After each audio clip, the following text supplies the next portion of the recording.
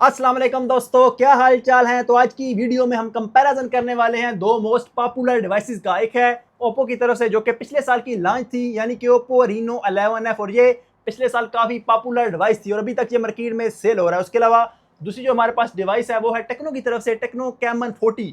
तो दोनों के प्राइस की अगर बात करूं तो आपको टेक्नो कैमन 40 60,000 के प्राइस टैग में देखने को मिलता है। ऑन दी अदर हैंड जो ओप्पो रीनो 11F है, ये आपको स्लाइटली यूज कंडीशन में मार्केट से 55 से 60,000 के प्राइस टैग में देखने को मिल जाएगा। तो अगर आपका बजट 55 से 60,000 का है और आप कोई डिवाइस परचेज करना चाहते हैं इन दोनों में से, तो आपने हमारी वीडियो को बिल्कुल भी स्किप नहीं करना। हम आपको लास्ट में बताएंगे कि इन दोनों में से आपके लिए बेस्ट डिवाइस कौन सी है। तो आज की वीडियो को हमने कैटेगरी वाइज डिवाइड किया है ताकि आपको समझने में आसानी रहे कि कौन सा फोन किस कैटेगरी में ज्यादा बेहतर है। तो बिना टाइम को वेस्ट किए जल्दी से चलते हैं, स्टार्ट करते हैं आज की वीडियो को।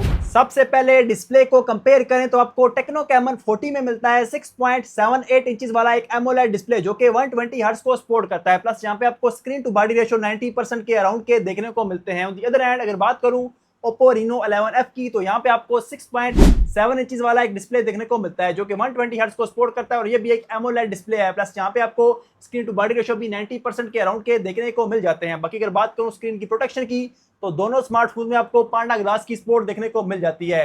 बाकी ऑलवेज ऑन का फीचर हो गया और इन डिस्प्ले फिंगरप्रिंट स्कैनर हो गया, वो आपको दोनों स्मार्टफोन में मिल जाते हैं। अगर बात करूं इन डिस्प्ले फिंगरप्रिंट स्कैनर की स्पीड की, तो मुझे ओप्पो रीनो 11F में थोड़ी सी फास्ट फील हुई है। बाकी अगर बात करूं HDR10+ की, तो आपको टेक्नो के फोन में नहीं मिलता, लेकिन ओप्पो रीनो 11F में आपको HDR10+ की सपोर्ट देखने को मिल जाती है। बाकी अगर आप दोनों स्मार्टफोन्स के डिस्प्ले को साइड बाय साइड कंपेयर करें तो मुझे ओप्पो रीनो 11F का डिस्प्ले ज्यादा अच्छा लगा है। यहाँ पे आपको कलर्स भी पंची मिलते हैं, प्लस यहाँ पे आपको जो ब्लैक्स हैं वो भी आपको डी ब्लैक्स देखने को मिलते हैं। तो ओवरऑल डिस्प्ले की कैटेगरी में यहाँ पर मैं नंबर दूंगा ओप्पो रीनो 11F को। दोनों स्मार्टफोन्स के डिजाइन को देखें तो आपको टेक्नो कैमन 40 में कैमरास का डिजाइन जो है वो आपको वर्टिकल शेप में, स्वान शेप में देखने को मिलता है, जबकि आपको ओप्पो रीनो 11F में कैमरास का डिजाइन जो है वो आपको रेक्टेंगुलर शेप में प्रोवाइड किया गया है। बाकी दोनों स्मार्टफोन में जो फ्रेम है और बैक है वो आपको प्लास्टिक की देखने को मिलती है। उसके अलावा अगर फिनिश की बात करूं फील की, तो आपको ओप्पो रीनो 11F की जो बैक की फील है वो आपको ग्लास टाइप की देखने को मिलती है। यहाँ पे जो स्क्रैचेस हैं वो बहुत कम पड़ते हैं। उसके अलावा अगर थिकनेस की बात करूं तो आपको 7.5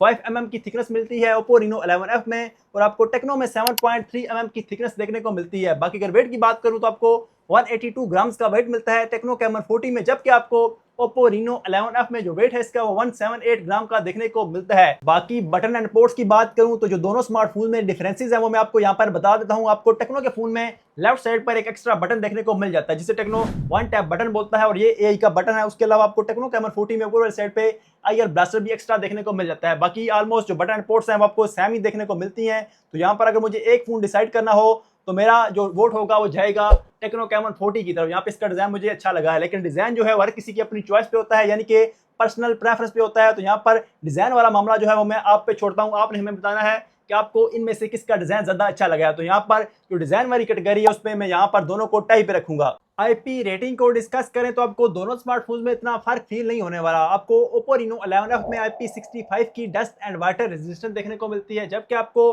टेक्नो कैमन 40 में IP66 की डस्ट एंड वाटर रेजिस्टेंस देखने को मिल जाती है। तो ओवरऑल दोनों में इतना डिफरेंस नहीं है, सिर्फ आपको एक पॉइंट का डिफरेंस मिलता है। तो IP रेटिंग वाले मामले में भी दोनों स्मार्टफोन ऑलमोस्ट सेम है। परफॉर्मेंस वाली कैटेगरी पे मूव हो तो आपको टेक्नो कैमन 40 में मिलता है मीडियाटेक का हीलियो G100 अल्टीमेट, जो कि एक 4G प्रोसेसर है। एंड्रॉइड स्कोर ये 4,38,000 के हिट करता है। पबजी में ये आपको 40 FPS तक की सपोर्ट फ्राहम कर देता है। On the other hand Oppo Reno 11F में आपको मीडियाटेक का Dimensity 7050 वाला हार्डवेयर मिलता है जो कि एक 5G चिपसेट है। प्लस यहाँ पे आपको एंड्रॉइड स्कोर्स भी 5,60,000 के अराउंड के देखने को मिल जाते हैं। पबजी में ये आपको 60 FPS तक की सपोर्ट फ्राहम करता है, तो पबजी लवर के लिए ये एक अच्छी चॉइस होने वाला है। यहाँ पे आपको गेम प्ले काफी स्मूथ देखने को मिलेगा। बाकी अपडेट्स की बात करूं तो क्योंकि टेक्नो कैमन 40 एक साल न्यू वर्जन है, यानी कि ये 2025 का फोन है, तो आपको यहाँ पर एक साल की एक्स्ट्रा अपडेट देखने को मिल जाएगी। तो ये बात आपने अपने माइंड में लाजमी रखनी है। बाकी यहाँ पे दोनों स्मार्टफोन में आपको 8 GB की रैम मिलती है और 256 GB की स्टोरेज देखने को मिल जाती है।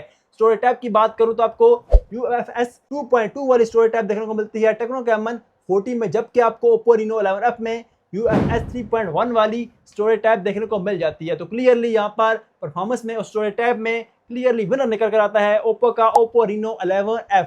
तो अब आते हैं काम की बात पर, यानी कि दोनों स्मार्टफोन में से बेस्ट कैमरा किसका है। तो सबसे पहले ऑन पेपर स्पेक्स की बात करते हैं तो आपको दोनों स्मार्टफोन के फ्रंट साइड पर 32 मेगापिक्सल का सेल्फी कैमरा देखने को मिलता है। बैक की बात करूं तो यहाँ पे थोड़ा सा डिफरेंस है। आपको टेक्नो कैमन 40 के बैक साइड पर डुअल कैमरा का सपोर्ट मिलता है। मेन कैमरा यहाँ पर 50 मेगापिक्सल का है, एक आपको 8 मेगापिक्सल का अल्ट्रा वाइड कैमरा देखने को मिलता है। बाकी Oppo Reno 11F में आपको बैक साइड पर ट्रिपल कैमरा का सेटअप मिलता है। मेन कैमरा यहाँ पर 64 मेगापिक्सल का है, उसके अलावा आपको एक 8 मेगापिक्सल का अल्ट्रा वाइड कैमरा मिलता है एंड आपको 2 मेगापिक्सल का मैक्रो लेंस भी देखने को मिल जाता है। बाकी अगर बात करूं वीडियो की रिकॉर्डिंग की तो आपको टेक्नो कैमन 40 में 4K 60 fps तक का सपोर्ट नहीं मिलता। यहाँ पे ओनली आपको 2K 30 फ्रेम पर सेकंड तक का ही सपोर्ट मिलता है फ्रंट एंड बैक कैमरा में। बाकी Oppo Reno 11F में आपको 4K 30 फ्रेम पर सेकंड तक का सपोर्ट मिल जाता है फ्रंट एंड बैक दोनों कैमरा में। सबसे पहले फ्रंट कैमरा से स्टार्ट करते हैं तो पिक्चर्स के सैंपल्स आपके सामने हैं। थोड़ा सा क्रॉप सेंसर है टेक्नो का फोन, जबकि ओप्पो का फोन थोड़ा सा आपको वाइड एंगल देखने को मिलेगा। तो पिक्चर्स में ओवरऑल शार्पनेस की बात करूं, डिटेल्स की बात करूं या कलर्स की बात करूं तो मुझे Oppo Reno 11F थोड़ा सा बेहतर देखने को मिला है। बाकी फ्रंट वीडियोस की बात करूं तो आप दोनों की वीडियोस को देख सकते हैं, तो वीडियोस में मुझे इतना ज़्यादा डिफरेंस देखने को नहीं मिला। दोनों ऑलमोस्ट सेम है, थोड़ा सा आपको स्टेबलाइजेशन में बेहतर मिलता है ओप्पो का Oppo Reno 11F। बाकी दोनों स्मार्टफोन्स आपको ऑलमोस्ट सही से फ्रंट वीडियोस प्रोवाइड कर देते हैं। बाकी बैक कैमरा से फोटोज की बात करें तो आप देख सकते हैं यहाँ पर क्लियरली ओप्पो का फोन बेहतर परफॉर्म कर रहा है। जो कलर रिप्रोडक्शन है प्लस यहाँ पे जो इसकी डायनामिक रेंज है एंड पोस्ट प्रोसेसिंग है वो भी बेहतर निकल कर आ रही है। बाकी दोनों स्मार्टफोन आपको 2x तक पोर्ट्रेट्स भी ऑफर कर देते हैं, तो अगेन पोर्ट्रेट्स में भी जो ओप्पो का फोन है वो बेहतर परफॉर्म कर रहा है। बाकी नाइट मोड की बात करूं तो यहाँ पर थोड़ी सी मुझे डिसअपॉइंटमेंट हुई है ओप्पो के फोन से, क्योंकि यहाँ पर इसका जो नाइट मोड है वो काफी बेकार सा है। बाकी जो टेक्नो का फोन है यहाँ पे इसका नाइट मोड काफी अच्छे से वर्क कर रहा है। बैक वीडियोस की बात करूं तो ये क्लिप मैंने 1080p 60 फ्रेम पर सेकंड पर रिकॉर्ड किया है। तो दोनों स्मार्टफोन में आपको स्टेबल मोड भी मिल जाता है जो कि 1080p 60 फ्रेम पर सेकंड तक वर्क करता है। तो यहाँ पर दोनों क्लिप्स को आप देख सकते हैं। मुझे अगेन थोड़ा सा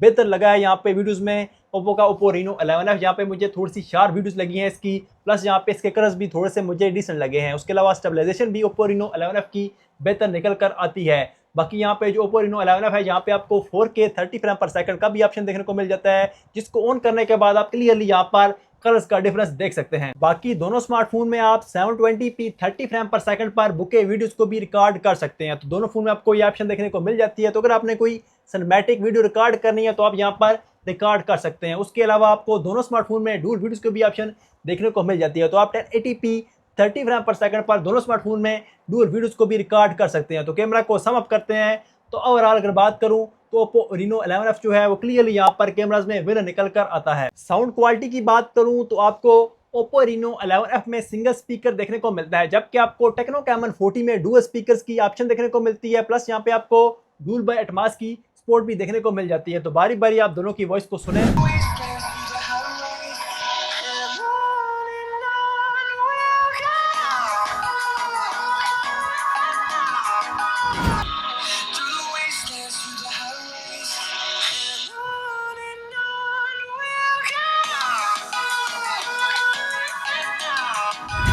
तो ओवरऑल लाउड साउंड प्रोड्यूस करता है Oppo Reno 11F, जबकि आपको टेक्नो कैमन 40 में बैलेंस साउंड मिलता है, यानी कि इसकी बेस भी काफी अच्छी है और लाउडनेस भी इसमें आपको डिसेंट देखने को मिलती है। तो स्पीकर वाले साइड पे यहाँ पर क्लियरली मैं विनर डिक्लेयर करूंगा टेक्नो कैमन 40 को। 2025 चल रहा है तो यही फीचर्स की बात तो हमने लाजमी करनी है। तो यही फीचर्स को कंपेयर करें तो आपको टेक्नो कैमन 40 में काफी सारे ए के फीचर देखने को मिल जाते हैं, क्योंकि ये 2025 का फोन है। तो यहाँ पे आपको काफी सारे फीचर मिलते हैं। यहाँ पे आपको ए नोट्स मिलते हैं, ए स्टूडियो मिलता है, प्लस यहाँ पे आपको डॉक्यूमेंट असिस्टेंट हो गया, सोशल असिस्टेंट हो गया, उसके अलावा सर्च टू सर्च हो गया, ए वॉलपेपर जनरेटर हो गया।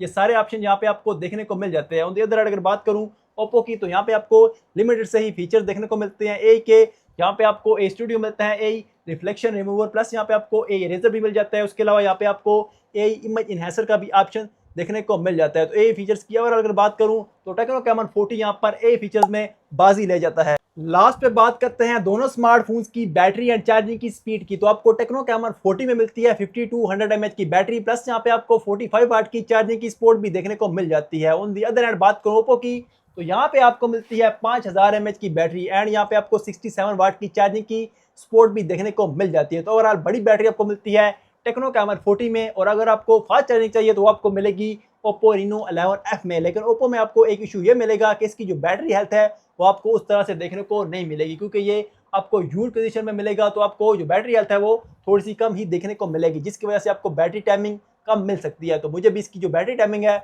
उस तरह से देखने को नहीं मिली, इसी वजह से मैं इन दोनों को बैटरी वाले मामले में टाई पे रखूंगा। तो ओवरऑल हमें जो कैटेगरी बनाई थी उसमें 6 पॉइंट्स लिए हैं ओप्पो रीनो 11F ने, जबकि 5 पॉइंट्स लिए हैं टेक्नो कैमन 14 ने। तो मैंने जो 3 चीज़ें थी यानी कि डिस्प्ले हो गया, उसके अलावा परफॉर्मेंस हो गई एंड कैमरास हो गए, वो तीनों पॉइंट्स जो थे वो ओप्पो रीनो 11F ने लिए हैं। तो मैन 3 यही चीज़ें होती हैं किसी भी स्मार्टफोन में। तो आप इजीली इस फ़ोन की तरफ जा सकते हैं। अगर आपकी प्रेफरेंस है कैमरा या परफॉर्मेंस एंड डिस्प्ले तो आप इसी फ़ोन को कंसीडर कर सकते हैं। या आपको यूज़ कंडीशन में 55 से 60 हज़ार के प्राइस टैग में देखने को मिल जाएगा। तो आज की इस वीडियो में इतना ही था। अगर आपको हमारी वीडियो अच्छी लगी है तो लाजमी हमारी वीडियो को लाइक एंड शेयर कर दें। एंड चैनल पर न्यू हैं तो चैनल को सब्सक्राइब कर लें। मिलते हैं किसी और वीडियो में। अल्लाह हाफिज़।